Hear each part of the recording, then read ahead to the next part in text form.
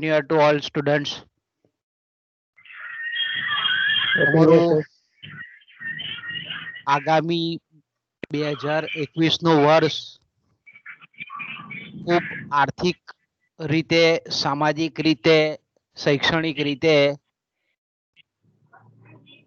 ખૂબ જ સારું નીવડે એવી મારા તરફથી દરેક વિદ્યાર્થી મિત્રોને શુભકામના. આ નવા વર્ષમાં આપણે ચોક્કસ કેટલાક લક્ષ્યાંકો રાખીએ, ખાસ કરીને ભણવાની બાબતમાં એક ચોક્કસ ઉદ્દેશો એવા રાખીએ આપણે કે જેથી કરીને આપણે એને સિદ્ધ કરવા માટે મહેનત કરી શકાય. તો દરેક વિદ્યાર્થીને આ નવા વર્ષ નિમિત્તે મારી ખૂબ ખૂબ હાર્દિક શુભકામના. મિત્રો, હવે કોઈક બીજી તમને તકલીફ હોય તો મને વિના સંકોચે જાણ કરશો. એને કોઈ તકલીફ નથી બાળકો? Hello sir. બોલો. સર, આપણે ટોપિક 12 નો એક પ્રશ્ન છે. હા, બોલી. શું હતું?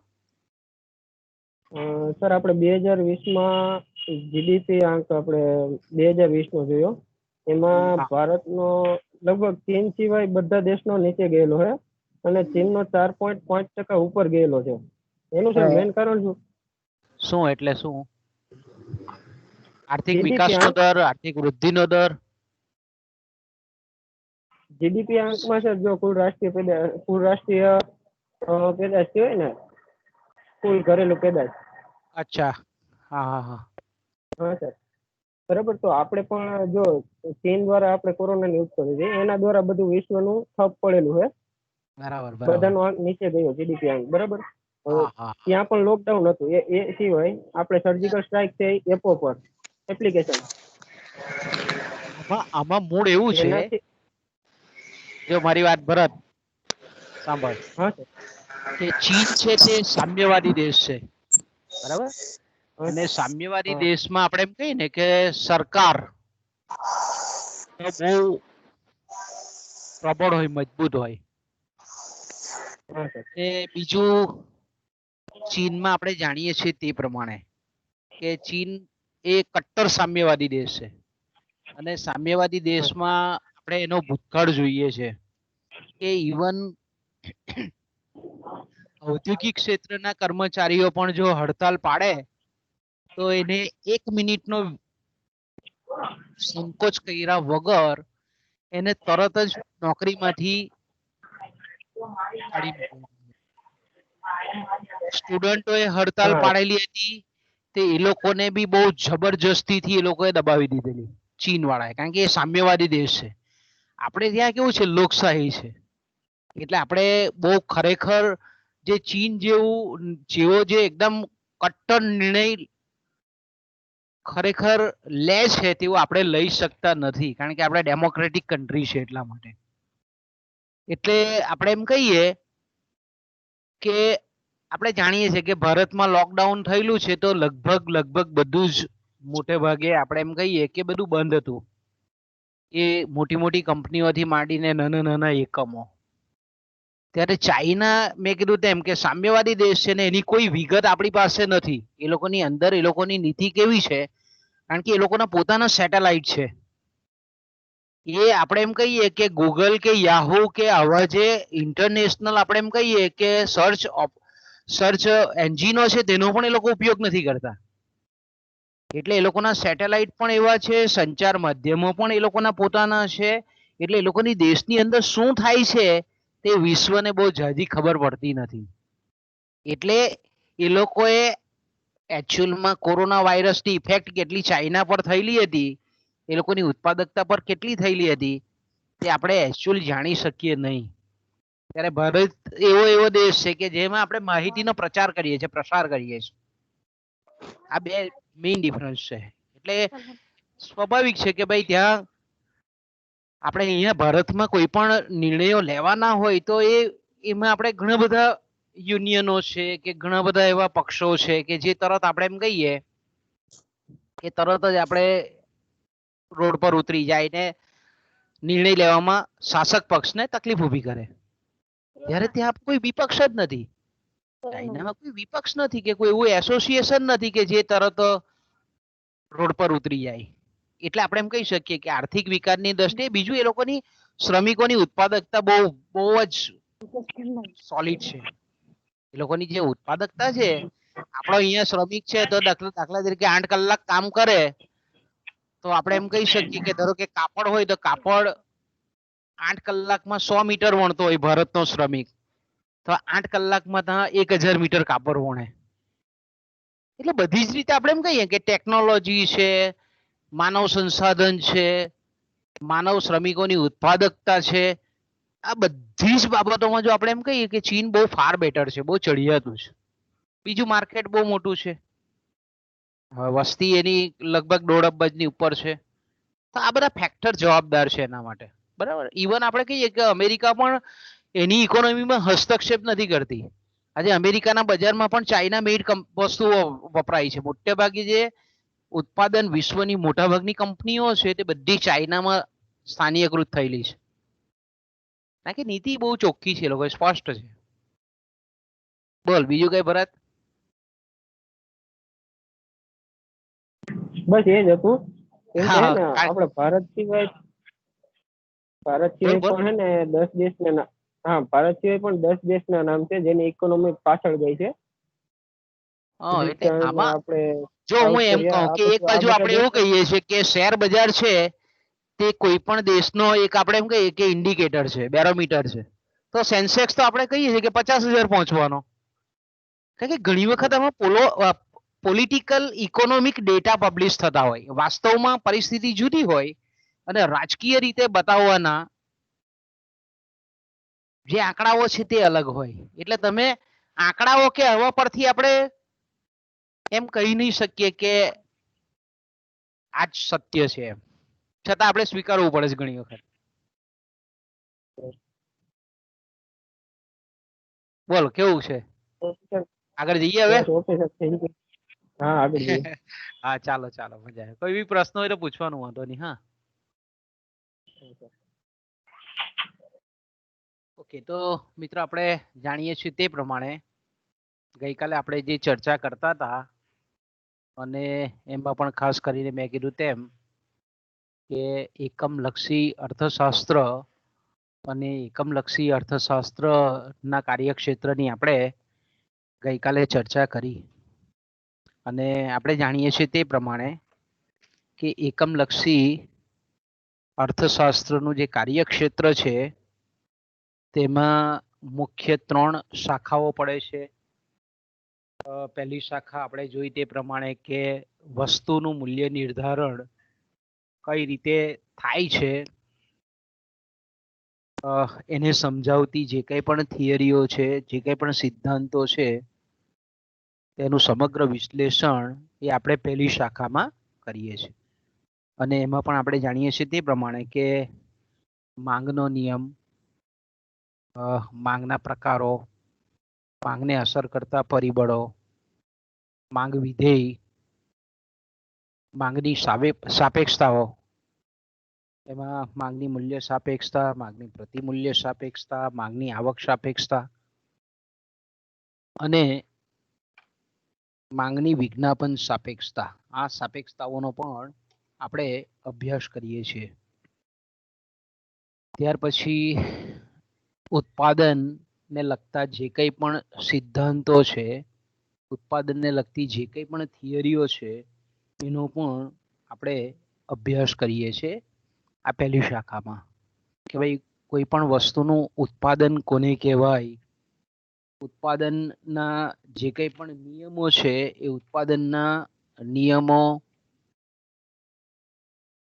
કયા કયા નિયમો છે એમાં આપણે 3 નિયમોની ચર્ચા કરવાની છે ભવિષ્યમાં, આપણા અભ્યાસક્રમમાં છે જ. કારણ કે આજે આપણે અહીંયા બતાવેલું છે તે આપણો સમગ્ર અભ્યાસક્રમ બનશે ભવિષ્યમાં, એટલે SEM 1 અને SEM 2 નો થઈને. ઓકે, પછી આપણે ખર્ચનું વિશ્લેષણ, એની પણ આપણે ગઈકાલે ચર્ચા કરી ગયા કે ખર્ચ કોને કહેવામાં આવે, ખર્ચને અસર કરતા પરિબળો કયા છે, ખર્ચ વિધેય કયું છે, ખર્ચના પ્રકારો કયા છે, ખર્ચ અને ઉત્પાદન વચ્ચેનો સંબંધ કેવો છે, ટૂંકા ગાળાનું ખર્ચ અને ઉત્પાદન એ બે વચ્ચેનો સંબંધ કેવો છે, સમયના લાંબા ગાળામાં ઉત્પાદન અને ખર્ચ એ વચ્ચેનો રિલેશન કેવો છે, આ બધી પણ આપણે ચર્ચા કરવાની રહે છે. એટલે કે આ એકમલક્ષી અર્થશાસ્ત્રના કાર્યક્ષેત્રમાં એનો સમાવેશ થાય છે. ઓકે, ત્યાર પછી આવે છે સાધનોનું મૂલ્ય નિર્ધારણ. તો કે ભાઈ સાધનોનું મૂલ્ય નિર્ધારણ ખાસ કરીને એમાં ઉત્પાદનના જે મુખ્ય 4 સાધનો છે એ 4 સાધનોનું વળતર, જેને આપણે એની કિંમત કહીએ છીએ, એ સાધન મૂલ્ય કહીએ છીએ, એ કઈ રીતે નક્કી થાય છે એની ચર્ચા પણ આપણે એકમલક્ષી અર્થશાસ્ત્રના કાર્યક્ષેત્રમાં અભ્યાસ ક્ષેત્રમાં કરવાની છે. એમાં ખાસ કરીને જમીન અને જમીનને જે ચૂકવાતો વળતરનો દર છે, જેને આપણે ભાડું કહીએ છીએ, તો ભાડું કઈ રીતે નક્કી થાય છે, તો એમાં પ્રશિષ્ટ અર્થશાસ્ત્રીઓ આપેલો ભાડાનો સિદ્ધાંત છે તેનો આપણે અભ્યાસ કરવાનો છે. અને એમાં ખાસ કરીને આપણે જાણીએ છીએ તે પ્રમાણે કે ડેવિડ રિકાર્ડોનો જે સિદ્ધાંત છે, ફળદ્રુપતાના આધારે આપેલો સિદ્ધાંત છે, તેનો સમાવેશ એ અહીંયા આપણે સાધનના મૂલ્ય નિર્ધારણના જે શાખા છે, વિભાગ છે, એમાં આપણે કરીએ છીએ.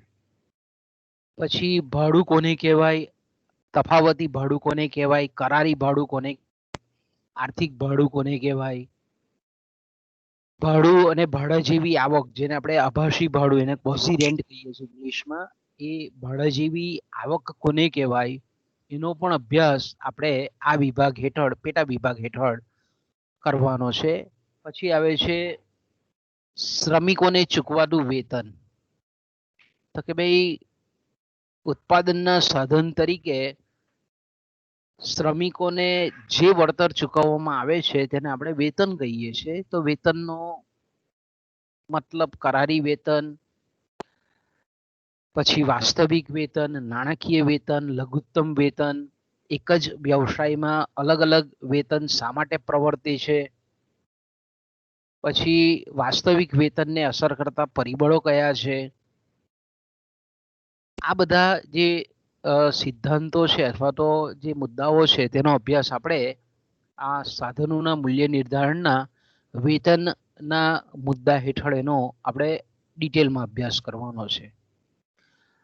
ત્રીજો જે આપણે એમ કહીએ કે અભ્યાસ ક્ષેત્ર છે એકમલક્ષી અર્થશાસ્ત્રનું સાધનોના મૂલ્ય નિર્ધારણ અન્વયે, એમાં છે ઉત્પાદનના સાધન તરીકે મૂડીને જે વળતર ચૂકવવામાં આવે છે એ વ્યાજ કઈ રીતે નક્કી થાય છે. એ વ્યાજ દર નક્કી કરતા જે કંઈ પણ સિદ્ધાંતો છે એમાં ખાસ કરીને પહેલો જે સિદ્ધાંત છે મૂડીની માંગ અને મૂડીનો પુરવઠાનો જે સિદ્ધાંત છે કે જે વ્યાજના દરનું નિર્ધારણ કરે છે, એનો અભ્યાસ કરવામાં આવે છે. અને પછી આવે છે કેઇન્સે આપેલો રોકડ પસંદગીનો સિદ્ધાંત, એનો પણ અહીંયા આપણે અભ્યાસ કરીએ છીએ. પણ અહીં આપણા બહુ ડિટેલમાં વ્યાજ વિશેના સિદ્ધાંતો કદાચ એફઆઈમાં નથી, ટીવાયમાં આવશે, તમારે થર્ડ યરમાં આવશે. પણ આપણે એકમલક્ષી અર્થશાસ્ત્રના અભ્યાસ ક્ષેત્રમાં વ્યાજ અંગેના જે કંઈ પણ સિદ્ધાંતો છે તેનો અભ્યાસ કરવામાં આવે છે. ભલે અત્યારે આપણા એફઆઈના અભ્યાસક્રમમાં નથી, પણ એકમલક્ષી અર્થશાસ્ત્રના કાર્યક્ષેત્રમાં આ વ્યાજ દર નિર્ધારણના સિદ્ધાંતોનો આપણે અભ્યાસ કરીએ છીએ. અને ચોથો જે આપણે એમ કહીએ કે સાધનોના મૂલ્ય નિર્ધારણ અન્વયે જે નિયોજક છે એ નિયોજકને જે કંઈ પણ વળતર મળે છે તેને આપણે નફો કહીએ છીએ, એને આપણે પ્રોફિટ કહીએ છીએ. તો નફા અંગેના જે કંઈ પણ સિદ્ધાંતો છે કે ભાઈ અનિશ્ચિતતા વહોરવાનો બદલો નફો છે, જોખમો ઉઠાવવાનો વળતર એ નફો છે, સાહસિકતા ઉઠાવવાનો, ઘણા બધા સિદ્ધાંતો છે નફા અંગેના. એ નફા અંગેના જે કંઈ પણ સિદ્ધાંતો છે તેનો અહીંયા આપણે અભ્યાસ કરીએ છીએ. અને ત્રીજો જે વિભાગ છે એકમલક્ષી અર્થશાસ્ત્રના કાર્યક્ષેત્રનો, એ છે આર્થિક કલ્યાણનો સિદ્ધાંત.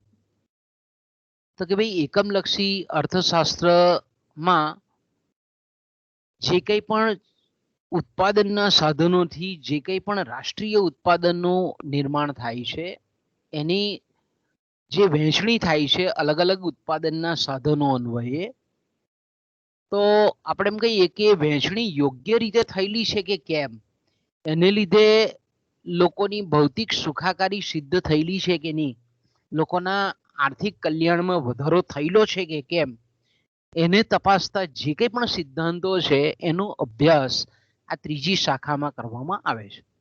એમાં ખાસ કરીને પીગુએ આપેલું 1921માં પીગુએ આખું પુસ્તક લખેલું છે આના પર, ધ થિયરી ઓફ વેલફેર, એનો આપણે અહીંયા અભ્યાસ કરવામાં આવે છે. તો આપણે એમ કહી શકીએ કે એકમલક્ષી અર્થશાસ્ત્રના કાર્યક્ષેત્રમાં આપણને લાગે બહુ આમ એક ગ્રાફ પર જોઈએ તો આપણને બહુ નાનું લાગે, બાકી આ બધા જ અલગ અલગ આખા અર્થશાસ્ત્રો છે, દરેક પર અર્થશાસ્ત્રો રચાયેલા છે. ઓકે, આગળ જઈએ. હવે આવે છે એકમલક્ષી અર્થશાસ્ત્રનું મહત્વ, કે ભાઈ એકમલક્ષી અર્થશાસ્ત્રનું ઇમ્પોર્ટન્સ શું છે, કે ભાઈ શા માટે આપણે એમ કહીએ કે અર્થશાસ્ત્રના વિદ્યાર્થી અને જે આપણે એમ કહીએ કે આર્થિક સલાહકારો છે કે અર્થશાસ્ત્રના પ્રાધ્યાપકો છે કે પછી આર્થિક નીતિ, રાજકોષીય નીતિ કે નાણાકીય નીતિ ઘડનારાઓ માટે એકમલક્ષી અર્થશાસ્ત્રનું શું મહત્વ છે, એનું ઇમ્પોર્ટન્સ શું છે. ઘણી વખત પરીક્ષામાં ટૂંક નોંધ તરીકે પણ પૂછાય, અથવા તો ઘણી વખત આપણે એમ કહીએ કે લાંબા પ્રશ્નના એક ભાગ તરીકે પણ એને આપણે પૂછી શકાય એવું છે. તો સામાન્ય રીતે આપણે એમ કહીએ કે એકમલક્ષી અર્થશાસ્ત્ર એ કેઇન્સે એને બહુ વખાણે છે કે ભાઈ એક બહુ આર્થિક વિશ્લેષણની એક બહુ મહત્વની પદ્ધતિ છે. કારણ કે આર્થિક જે નીતિ ઘડવામાં આવે છે, આર્થિક જ્યારે વિચારોનું અમલીકરણ કરવામાં આવે છે ત્યારે એના એક અગત્યના ઓજાર તરીકે એકમલક્ષી અર્થશાસ્ત્રનું સૈદ્ધાંતિક અને વ્યવહારિક મહત્વ ઘણું બધું છે. તો આ આપણે એમ કહીએ છીએ કે કેઇન્સ આવું આપણને કહે છે, તો કે કેઇન્સ તો કે ભાઈ સમગ્રલક્ષી અર્થશાસ્ત્રના લખનાર વ્યક્તિ જ્યારે આવું કહેતા હોય ત્યારે સ્વાભાવિક છે કે એનું મહત્વ એ ઘણું બધું હોય, એમાં કોઈ શંકાને સ્થાન હોતું નથી. તો કે ભાઈ એનું મહત્વ શું છે, એકમલક્ષી અર્થશાસ્ત્રનું મહત્વ સરળતા ખાતર એને જો આપણે અલગ અલગ મુદ્દાઓમાં વહેંચી દઈએ તો આપણે પહેલું વિધાન એ રીતે લખી શકીએ આપણે કે મુક્ત અર્થતંત્ર. ઓકે, મુક્ત અર્થતંત્ર એટલે આપણે જાણીએ છીએ તે પ્રમાણે કે સરકારનો હસ્તક્ષેપ ન હોય તેવું અર્થતંત્ર, એને આપણે ફ્રી ઇકોનોમી કહીએ છીએ. આપણે જુલાઈ 1991માં જે નવી આર્થિક નીતિ અપનાવવામાં આવી તેની પાછળનો જે ધ્યેય હતો, મુખ્ય ધ્યેય, કે ભાઈ અર્થતંત્રને ઉદાર બનાવવું, જેને આપણે કહીએ ને કે લિક્વિડ એલપીજી પ્રોગ્રામ, તો કે ભાઈ લિબરલાઇઝેશન, પ્રાઇવેટાઇઝેશન એન્ડ ગ્લોબલાઇઝેશન. તો એનો મતલબ એવો થાય કે સરકાર ધીરે ધીરે ધીરે નવી આર્થિક નીતિ અન્વયે અર્થતંત્રને મુક્ત કરવા માંગે છે. સરકાર આપણે એમ કહીએ કે ઘણા બધા આર્થિક ક્ષેત્રોમાંથી એ પોતાનો હાથ આપણે એમ કહીએ કે કાઢી લેવા માંગે છે અને ખાનગી ક્ષેત્રને એમાં દાખલ કરવા માંગે છે.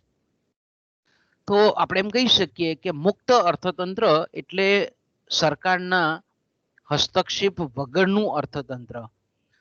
તો આવા અર્થતંત્રોમાં દાખલા તરીકે અમેરિકા છે, જર્મની છે, ઇંગ્લેન્ડ છે, ફ્રાન્સ છે, આવા બધા દેશોમાં આપણે એમ કહીએ કે જે મોટે ભાગે મૂડીવાદી રાષ્ટ્રો છે તેના અર્થતંત્રો એ સરકારનો હસ્તક્ષેપ બહુ ઓછો હોય એમાં. તો આવા જે અર્થતંત્રો છે એમાં કયા મિકેનિઝમથી કામ ચાલે છે, કઈ રીતે આર્થિક નિર્ણયો લેવાય છે, એની કાર્ય પદ્ધતિ કઈ રીતે છે, એ સમજવા માટે આપણે એમ કહીએ કે એકમલક્ષી અર્થશાસ્ત્રનો અભ્યાસ ખૂબ જરૂરી છે. કારણ કે આપણે જાણીએ છીએ તે પ્રમાણે કે મુક્ત અર્થતંત્રમાં આયોજનનો અભાવ છે, અને આયોજનનો જ્યારે અભાવ હોય ત્યારે સ્વાભાવિક છે કે અર્થતંત્રમાં અસંખ્ય ઉત્પાદકો હોય, અસંખ્ય ગ્રાહકો હોય, અને ઉત્પાદકો છે, ઉત્પાદક પેઢીઓ છે, તે અનેક ઘણી બધી ચીજ વસ્તુઓ અને સેવાઓનું ઉત્પાદન કરતી હોય અને ઘણા બધા આપણે એમ કહીએ કે ગ્રાહકો જે છે, ઉપભોક્તાઓ છે, તે ઘણી બધી વસ્તુઓ અને આપણે એમ કહીએ કે સેવાઓનો ઉપભોગ કરતા હોય.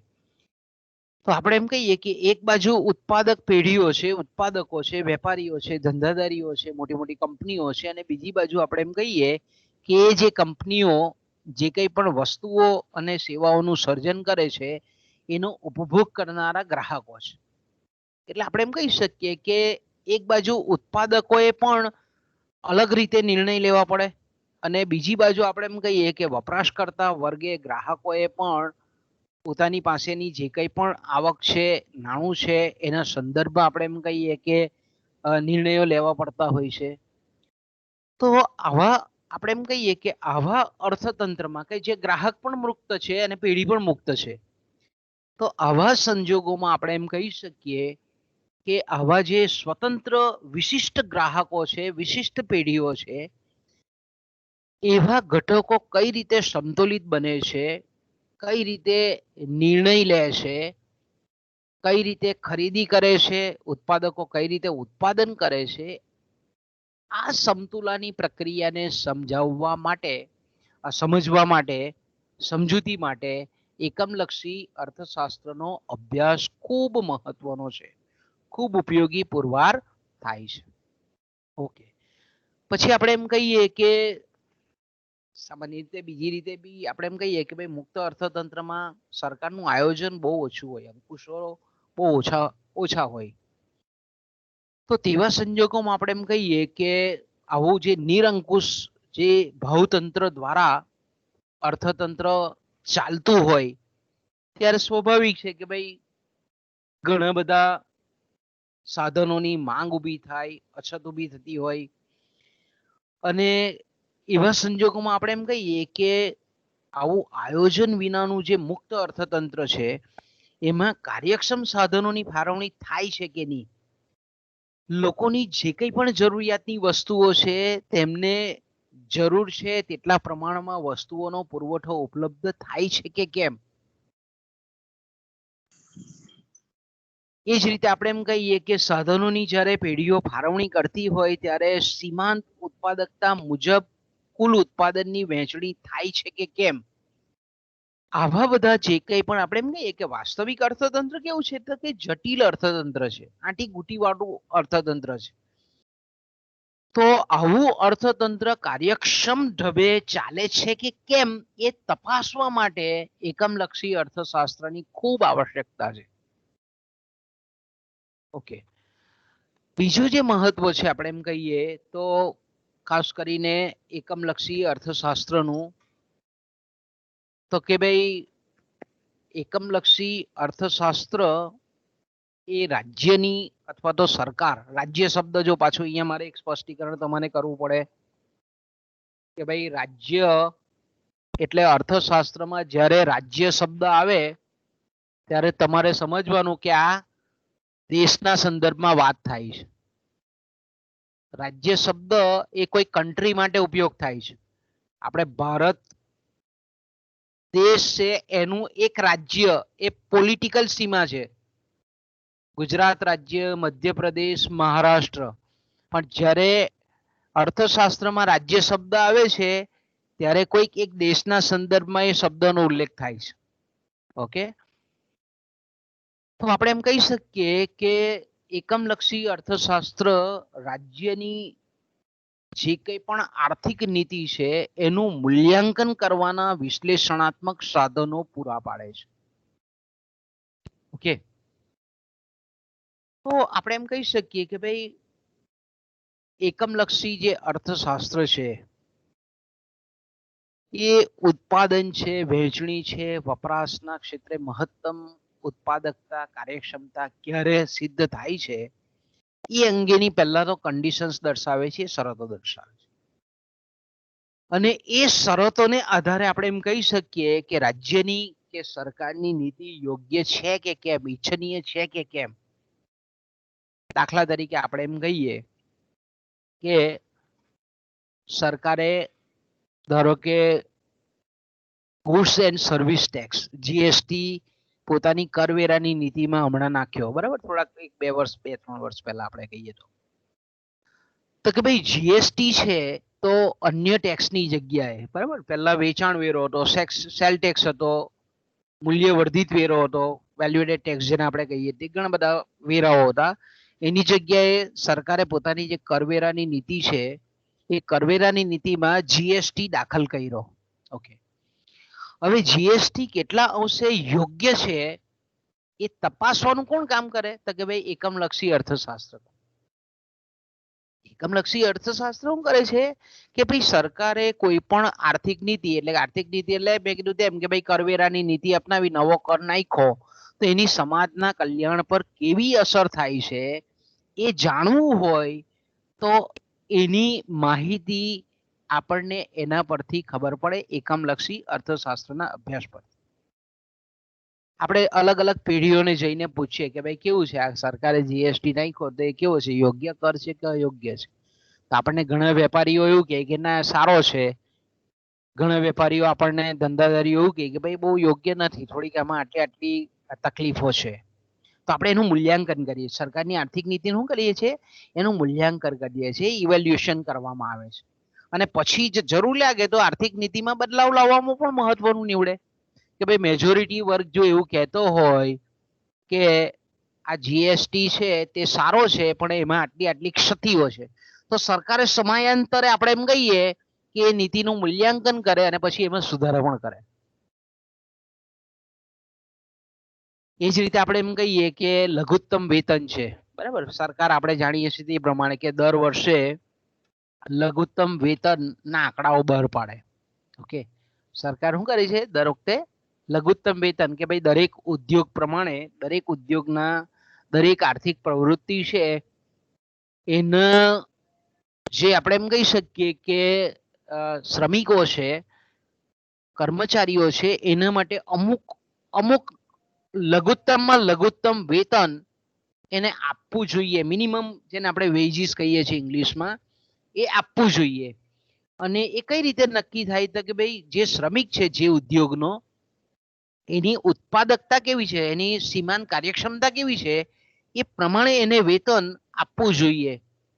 જો આપણે એમ કહીએ કે સીમાંત ઉત્પાદકતાથી ઓછું વેતન મળતું હોય તો આપણે એમ કહીએ કે શ્રમિકોનું શોષણ થાય છે. ઓકે, તો સરકાર જ્યારે આપણે એમ કહીએ કે લઘુત્તમ વેતનની નીતિ નક્કી કરતી હોય કે ભાઈ દાખલા તરીકે કાપડ ઉદ્યોગ, કે ભાઈ કાપડ ઉદ્યોગમાં ઓછામાં ઓછું કોઈ પણ એકમ હોય, પેઢી હોય, તેને ઓછામાં ઓછું 150 રૂપિયા વેતન આપવું જોઈએ. તો હવે આપણે એમ કહીએ કે સરકારે લઘુત્તમ વેતન નક્કી કર્યું કે ભાઈ કાપડ ઉદ્યોગનો જે કર્મચારી છે તેને મિનિમમ વેજ 150 રૂપિયા મળવું જોઈએ, બરાબર. તો એ કઈ રીતે નક્કી થયું કે ભાઈ સીમાંત ઉત્પાદકતા પ્રમાણે નક્કી થયું. હવે આપણે એમ કહીએ કે પણ વાસ્તવમાં પેઢીઓ 100 રૂપિયા રોજે કામ કરાવતી હોય શ્રમિકો પાસે, તો સરકારે આપણે એમ કહીએ કે ખાનગી ક્ષેત્ર કે કોઈ પણ પેઢીઓ જ્યારે એની ઉત્પાદકતા કરતા ઓછું વેતન આપતી હોય અને એને લીધે જો સમાજની આપણે કહીએ કે શ્રમિકોની જે સુખાકારી છે, શ્રમિકોનું જીવન ધોરણ છે, શ્રમિકોનું જે કલ્યાણ છે એમાં જો ઘટાડો થતો હોય તો સરકાર આપણે એમ કહીએ કે આવી ખાનગી પેઢીઓ પર કોઈક ને કોઈક રીતે દંડરૂપી પગલાં લેતી હોય છે. સમયાંતર આપણે એમ કહીએ કે સરકારને એ પણ ખબર પડે કે ભાઈ અત્યારે આ જે ફુગાવાનો દર છે, મોંઘવારી આંક છે, એ પ્રમાણે લઘુત્તમ વેતનમાં વધારો કરવાનો છે.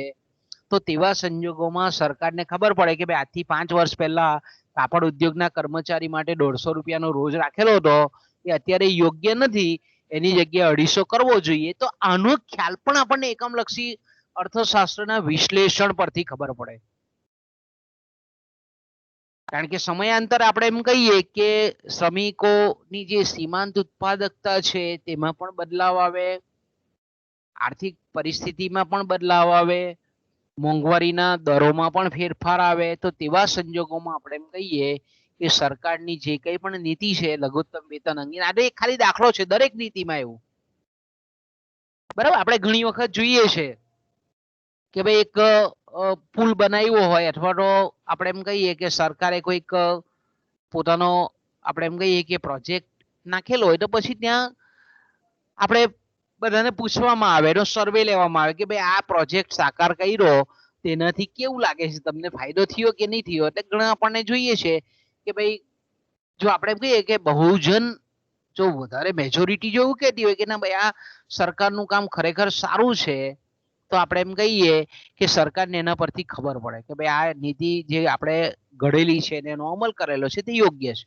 કે દાખલા તરીકે આપણે કહીએ, ઘણા બધા ઉદાહરણ આપી શકીએ કે મધ્યાહન ભોજન યોજના એ આપણે એમ કહીએ કે સ્કૂલોમાં જે ચાલે છે તે યોગ્ય છે કે કેમ, તો આપણે જે છોકરાઓ છે એનો ડ્રોપ આઉટ રેશિયો જોઈ શકીએ છીએ, એના કુટુંબ એના વાલીઓને જઈને આપણે વ્યક્તિગત પૂછીએ છીએ. અહીંયા વ્યક્તિલક્ષી અભ્યાસ કરી અને પછી આપણે એક તારણ પર આવીએ છીએ કે સરકારની મધ્યાહન ભોજનની નીતિ છે તે યોગ્ય છે.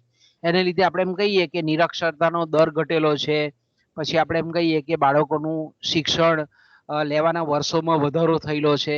તો આ રીતનું આપણે એમ કહીએ કે સરકારની કોઈ પણ નીતિ હોય, કોઈ પણ એની કોઈ પણ ફિલ્ડની, ખેતી ક્ષેત્રની પણ હોઈ શકે, ઔદ્યોગિક ક્ષેત્રની પણ હોઈ શકે, સામાજિક ક્ષેત્રની પણ હોઈ શકે, આ તમામ ક્ષેત્રોની જે નીતિ છે એમાં આપણે એમ કહીએ કે એનું મૂલ્યાંકન કરવા માટે, એમાં સુધારો કરવા માટે, આર્થિક નીતિની રચના કરવા માટે પણ આપણે એમ કહીએ કે એકમલક્ષી અર્થશાસ્ત્રનું અભ્યાસનું ખૂબ મહત્વ છે. ઓકે, ત્રીજું આપણે જાણીએ છીએ તે પ્રમાણે કે એકમલક્ષી અર્થશાસ્ત્ર એ ખાસ કરીને આપણે એમ કહીએ કે કલ્યાણલક્ષી જે અર્થશાસ્ત્ર છે એના પાયા સમાન છે. બરાબર, તો એકમલક્ષી અર્થશાસ્ત્ર આપણે જાણીએ છીએ તે પ્રમાણે કે આપણે એના કાર્યક્ષેત્રમાં જોઈ ગયું કે ત્રીજી જે શાખા છે કે જેમાં આર્થિક કલ્યાણના સિદ્ધાંતોનો અભ્યાસ કરવામાં આવે છે. તો કલ્યાણલક્ષી અર્થશાસ્ત્ર આપણે જાણીએ છીએ તે પ્રમાણે કે અર્થશાસ્ત્રની એક એવી શાખા છે કે જે લોકોની મહત્તમ સુખાકારી, મહત્તમ સામાજિક કલ્યાણની સ્થિતિનું નિર્દેશ કરે છે, એ દર્શાવે છે. અને કલ્યાણલક્ષી અર્થશાસ્ત્ર એ પણ સિદ્ધ કરે છે કે મહત્તમ સામાજિક કલ્યાણની સ્થિતિ એ પૂર્ણ હરીફાઈના સંજોગોમાં જ સિદ્ધ થાય છે. એટલે આપણે એમ કહીએ કે બજારમાં, બજાર જે માળખાઓ છે એમાં આપણે એમ કહીએ કે પૂર્ણ હરીફાઈ સિવાયના જે અન્ય માળખાઓ છે, ઈજારો છે, ઈજારાયુક્ત હરીફાઈ છે, અલ્પ હસ્તક ઈજારાવાળું બજાર છે, તો આવા બજાર માળખાઓમાં મહત્તમ સામાજિક કલ્યાણ સિદ્ધ થઈ શકતું નથી.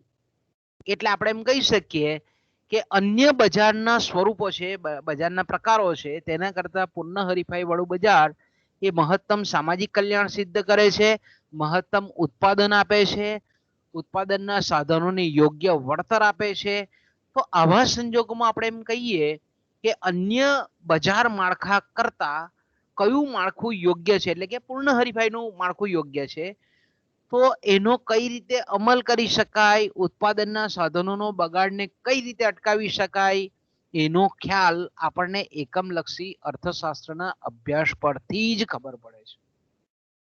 એકમલક્ષી અર્થશાસ્ત્ર નો આપણે અભ્યાસ જો નહીં કરીએ તો તેવા સંજોગોમાં આપણે એમ કહી શકીએ કે ઉત્પાદનના સાધનો વેડફાતા હોય છે, પરિણામે આપણે એમ કહીએ કે એકમ દીઠ ખર્ચ પણ ઊંચો આવતો હોય અને જે ખરીદનારાઓ છે તેને ઊંચી કિંમતે વસ્તુ ચૂકવવી પડે.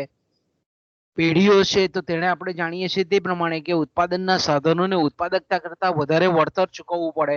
ક્યારે? તો કે ભાઈ અન્ય જે કંઈ પણ બજાર માળખાઓ છે, ઈજારો છે, ઈજારાયુક્ત હરીફાઈ છે, અલ્પહસ્તક ઈજારો છે, એવા બજાર માળખામાં એનો આપણે પછી ડિટેલમાં અભ્યાસ કરીશું. જે ટોપિક આવે તે આ બજાર માળખાઓ તમે કદાચ 12માં આઈ થિંક ભણી ગયા છો.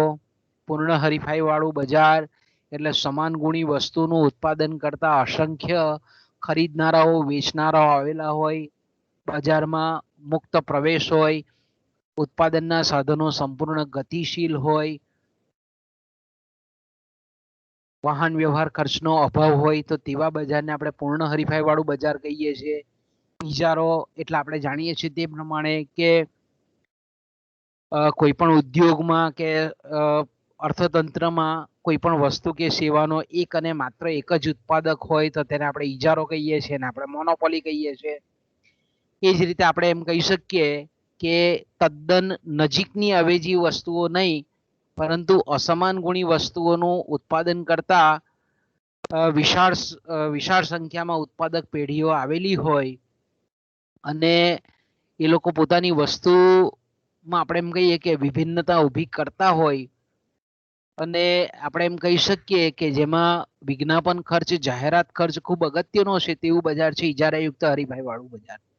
અલ્પ હસ્તક ઇજારા વાળું બજાર એટલે આપણે જાણીએ છીએ કે જે ઉદ્યોગમાં પેઢીઓની સંખ્યા ખૂબ થોડી હોય, ઇંગ્લિશમાં એને આપણે ઓલિગોપોલી કહીએ છીએ, ખૂબ અલ્પ હોય, થોડાક ઉત્પાદકો હોય, તો તેવું બજારને આપણે અલ્પ હસ્તક ઇજારાવાળું બજાર કહીએ છીએ. દરેક બજારની લાક્ષણિકતા જુદી છે.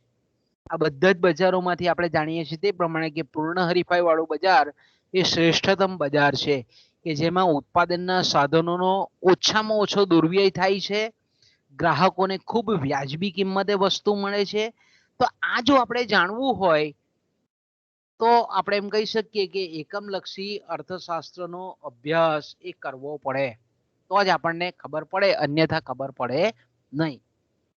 ઓકે, પછી આવે છે ખાસ કરીને એકમલક્ષી અર્થશાસ્ત્રનો અભ્યાસ રાજ્યને, એટલે રાજ્યના જે કંઈ પણ નીતિ નિર્ધારકો છે, નીતિ નક્કી કરનારા લોકો છે અને અમલી કરનાર લોકો છે, શાસકો છે, તે લોકોને ઉત્પાદનના સાધનોની કાર્યક્ષમ ફાળવણી અને સ્થિરતાપૂર્વકનો વિકાસ હાંસલ કરવા માટે પણ એકમલક્ષી અર્થશાસ્ત્રનો અભ્યાસ ઉપયોગી થઈ પડે છે. તો આપણે જાણીએ છીએ તે પ્રમાણે કે એકમલક્ષી અર્થશાસ્ત્ર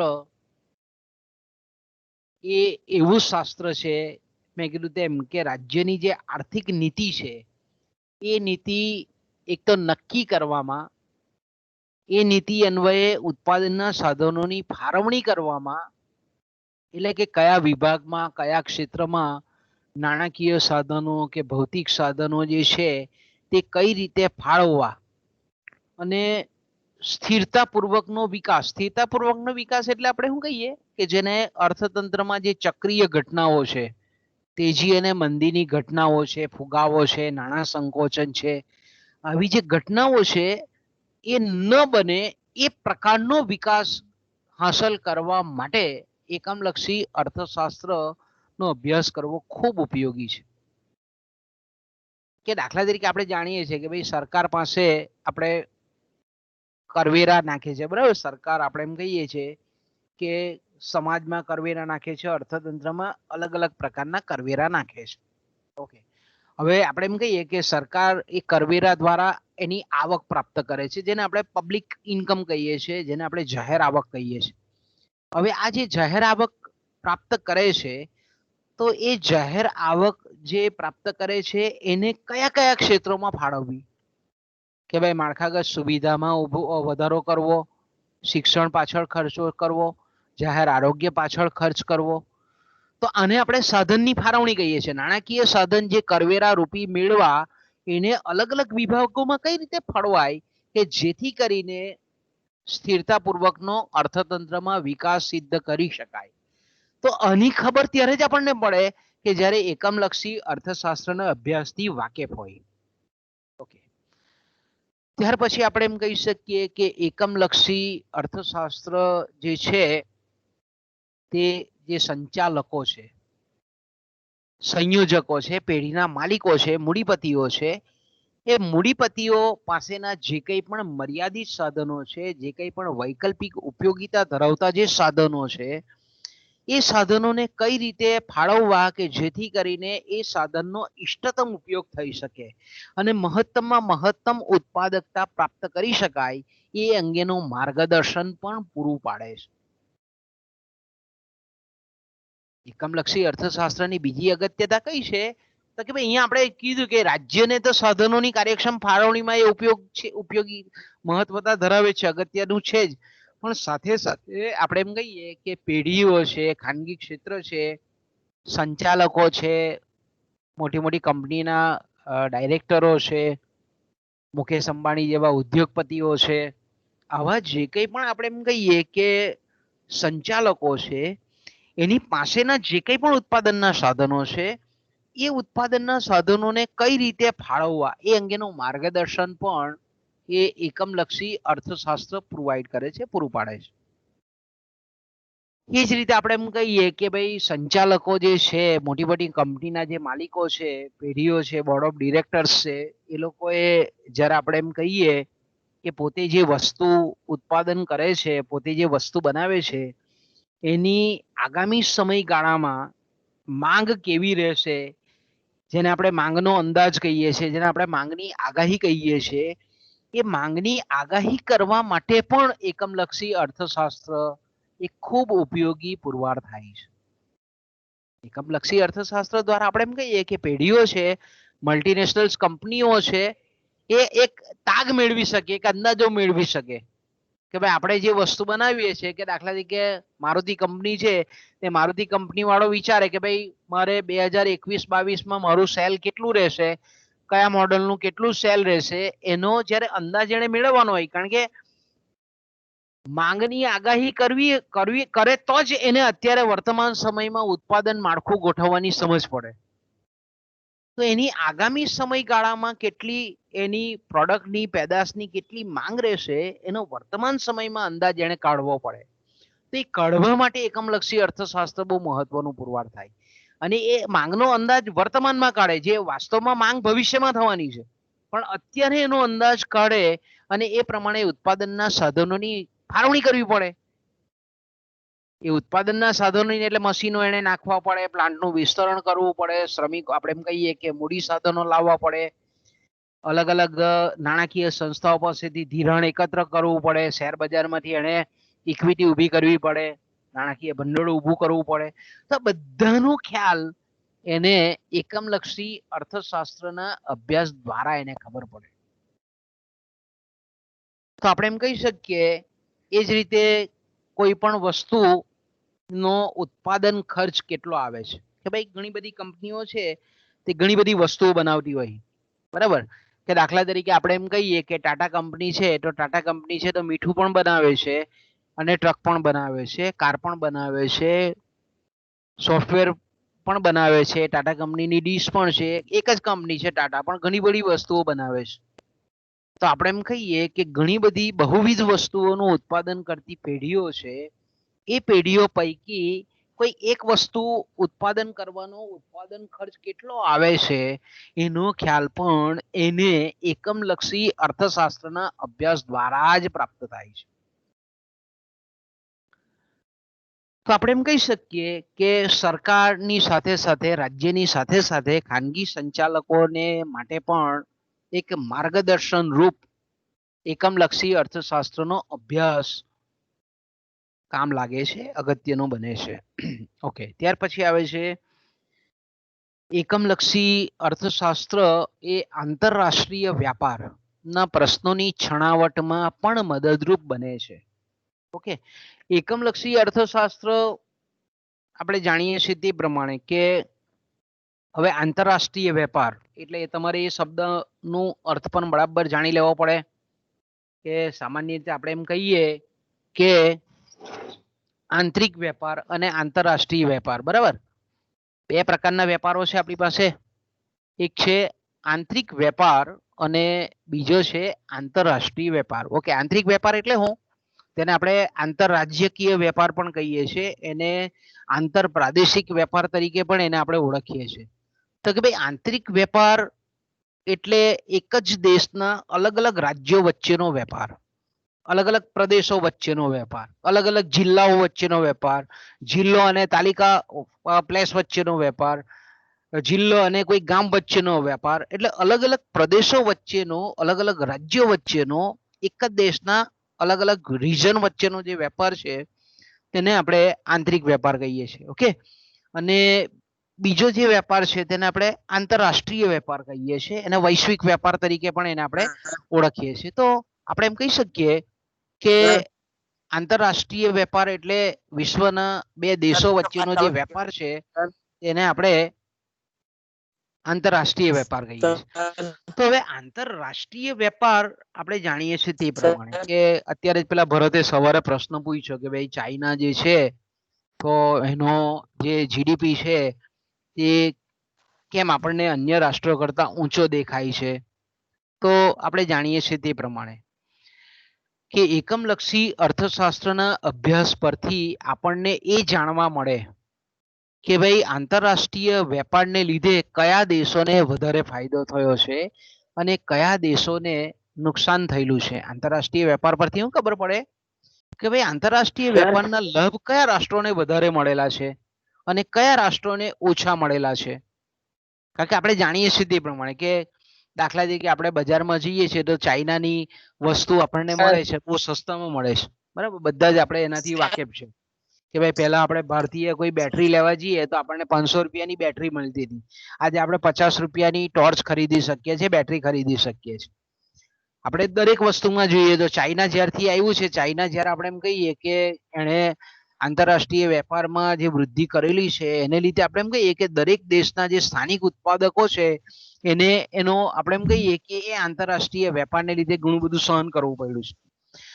તો આંતરરાષ્ટ્રીય વેપાર જે છે એને લીધે કયા દેશને કેટલું નુકસાન થયેલું છે, કેટલો ફાયદો થયેલો છે તેના વિશેની સમજ એ આપણને એકમલક્ષી અર્થશાસ્ત્રના અભ્યાસ દ્વારા પ્રાપ્ત થાય છે.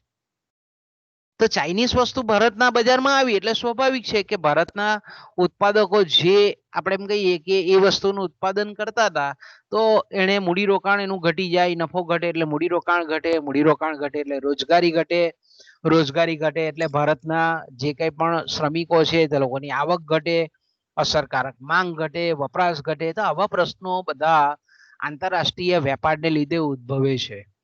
તો એ કેટલા પ્રમાણમાં ફાયદો પણ થાય છે ઘણી વખત આપણે જાણીએ છીએ કે ધારો કે આપણે એમ કહીએ કે અહીંયા અંકલેશ્વરમાં ખનિજ તેલના કુવા છે, કાલોલમાં છે, પછી આસામમાં પણ ખનિજ તેલના કુવાઓ છે. તો અહીંયા આપણે ખનિજ તેલનું ઉત્પાદન કરીએ તો આપણને લીટરે 50 રૂપિયાનો ખર્ચ થાય છે. પણ ધારો કે આપણે એ જ ગલ્ફના રાષ્ટ્રોમાંથી મંગાવીએ તો આપણને 30 રૂપિયા લીટર પડે છે. તો અહીંયા આંતરરાષ્ટ્રીય વેપારથી ફાયદો થાય છે ભારતને કે ભાઈ ભારતમાં જો પેટ્રોલિયમ જમીનમાંથી કાઢવામાં આવે તો 50 રૂપિયા લીટર આપણને ધારો કે પડે છે. પણ એ જ પેટ્રોલિયમને જો આપણે બહારથી ગલ્ફના રાષ્ટ્રોમાંથી મંગાવીએ છીએ તો આપણને 30 રૂપિયા લીટર પડે છે. તો આંતરરાષ્ટ્રીય વેપારનો આ પણ ફાયદો છે કે ભાઈ બહારથી વસ્તુની આયાત થાય છે તે હંમેશા નુકસાન કરતા જ હોય એવું નથી માની લેવાની જરૂર. ઘણી વખત એ ફાયદાકારક પણ છે.